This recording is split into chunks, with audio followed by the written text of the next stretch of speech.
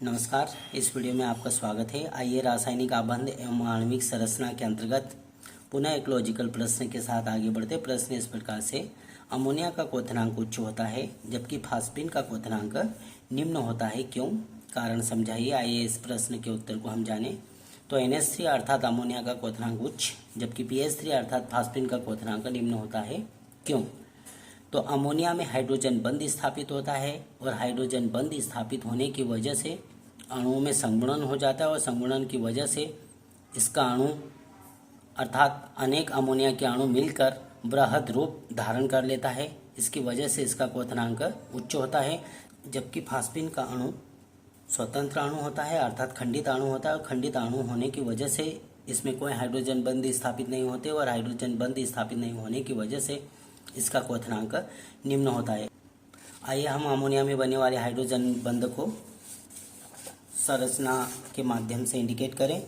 तो ये NH3 ये हाइड्रोजन, हाइड्रोजन और हाइड्रोजन।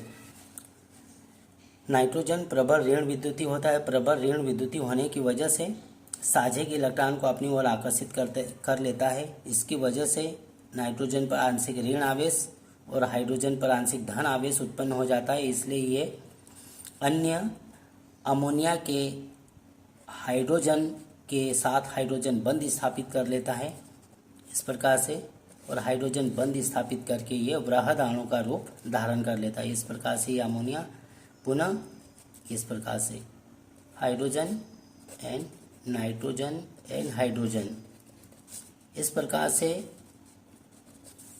अमोनिया का अणु दूसरे अमोनिया के अणु के साथ में मिलकर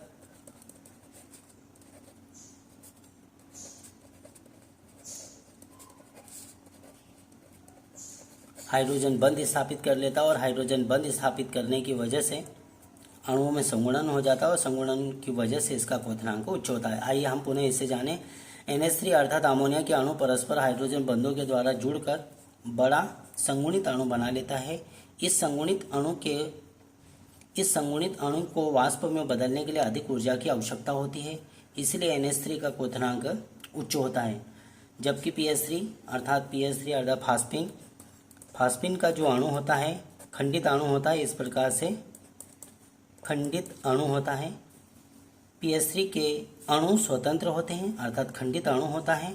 इसमें हाइड्रोजन बंध नहीं पाया जाता है, इसलिए PH3 अर्थात फास्फिन का क्वथनांक निम्न होता है, क्योंकि PH3 के अणु थोड़ी सी ऊर्जा पाकर वाष्प में बदल जाते हैं। इसलिए फास्फिन का क्वथनांक निम्न और अमोनिया का क्वथनांक उच्च होता है। इस लॉजिकल प्रश्न को हमने जाना। धन्यवाद।